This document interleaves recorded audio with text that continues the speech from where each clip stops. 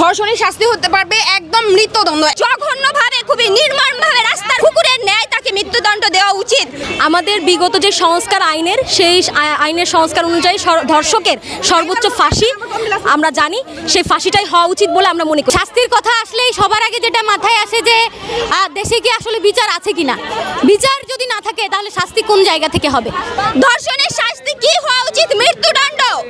খুবই খুবই জঘন্যভাবে খুবই নির্মমভাবে রাস্তার কুকুরকে যেভাবে কুকুরের ন্যায় তাকে মৃত্যুদণ্ড দেওয়া উচিত, যাতে পরবর্তীতে অন্য কোনো ধর্ষণ করার আগে হাজারবার লক্ষবার তাকে সেই বিগত দিনের শাস্তির কথা তাকে ভাবতে হয়।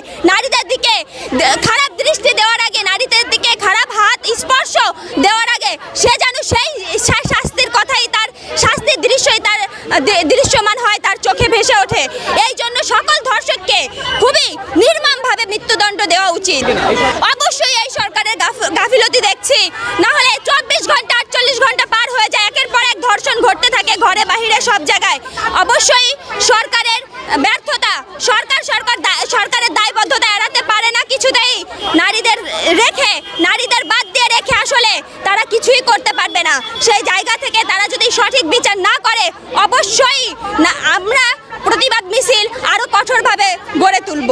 ধর্ষণের শাস্তি হতে পারবে একদম মৃত্যুদণ্ড। একটা মানুষ কিভাবে একটা মানুষকে ধর্ষণ করতে পারে? তার ঘরে মা বোন রেখে সে অন্য ঘরের একটা মা বোনকে ধর্ষণ করে, তার শাস্তি হতে পারে মৃত্যুদণ্ড।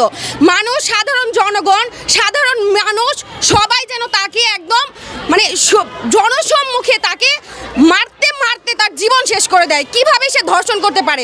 একজনের মা বোন কতটা কষ্ট করে লালিত পালিত হওয়ার পর একজন ধর্ষণকারী কিভাবে অন্য মানুষকে এভাবে ধর্ষণ করতে পারে? তার মৃত্যুদণ্ড ছাড়া আর কোনো শাস্তি হতে পারে না। আজকে কেন আমার বোনেরা রাস্তায় বের হলে তাদেরকে ধর্ষণের শিকার হতে হচ্ছে? আজকে কেন একটা শিশুকে ধর্ষণ করতে হচ্ছে? আজকে কেন রাস্তায় মেয়েরা বের হতে ভয় পাচ্ছে? আজকে আমার বোনেরা ধর্ষণের শিকার হচ্ছে, কালকে আমি হতে পারি, আমার ঘরে বোন হতে পারে, আমার ঘরে মা হতে পারে। বর্তমান সমাজে একজন মেয়ে সে বের হতে পারছে না, কারণ সে ভয় পাচ্ছে রাস্তায় বের হলে সে ধর্ষণের শিকার হতে পারে।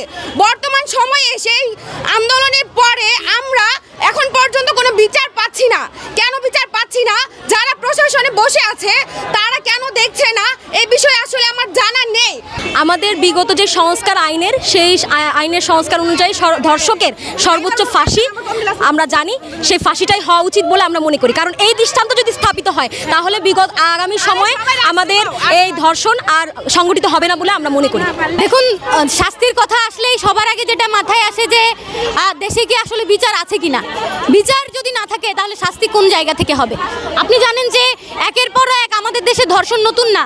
এর আগে করোনার সময় কিন্তু আপনারা জানেন একটা বড় মুভমেন্ট হয়েছিল, ধর্ষণ বিরোধী মুভমেন্ট। সেই মুভমেন্টেও কিন্তু নারীরা রাস্তায় নেমে এসেছিল, বলেছিল যে ধর্ষণ তারা মানে না। করোনাকালেও এরকম ধর্ষণ অনেক বেড়ে গিয়েছিল, কারণ সেই সময় কোনো আইন শৃঙ্খলা বাহিনী এরকম ছিল না করোনার অবস্থায়।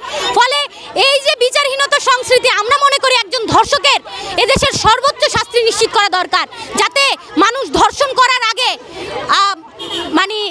সে 10 বার হলেও ভাবে যে এ ধরনের ঘটনা ঘটানো সম্ভব কিনা। আপনি জানেন যে আমাদের দেশে একদম 6 মাসের শিশু থেকে 65 বছরের বৃদ্ধা কেউ কিন্তু সেফ না। ফলে এই যে কেউই কারো কাছে সেফ না, এই যে পুরুষতান্ত্রিক অর্থনৈতিক যে ব্যবস্থা, এই ব্যবস্থার কারণে যে নারীদের প্রতি যে সমাজের দৃষ্টিভঙ্গি তৈরি হচ্ছে, এর মধ্য দিয়ে কিন্তু ধর্ষক হচ্ছে।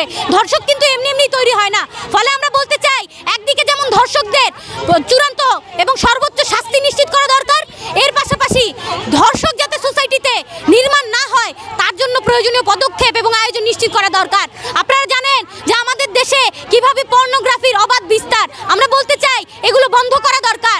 আপনি জানেন আমাদের দেশে পণ্যে নারীদেরকে যেভাবে প্রেজেন্ট করা হয়, আমরা বলতে চাই এর মধ্য দিয়ে আসলে ধর্ষক নির্মাণ হয়। ফলে একদিকে যেমন আমরা শাস্তির ব্যবস্থা করব, তার পাশাপাশি এই যে সামাজিক যে আয়োজনগুলোর জন্য ধর্ষক গড়ে উঠছে, সেই আয়োজনগুলোকে ধ্বংস করতে হবে এবং সুস্থ আয়োজন গড়ে তুলতে হবে, যাতে এই ধর্ষকদের প্রতিহত করা যায়। সামাজিক প্রতিরোধ গড়ে তুলতে হবে, যাতে করে নারীরা বাসে, ট্রামে, ক্যাম্পাসে, মাদ্রাসায়, স্কুলে সব জায়গায় সেফ নিরাপদভাবে চলতে পারে।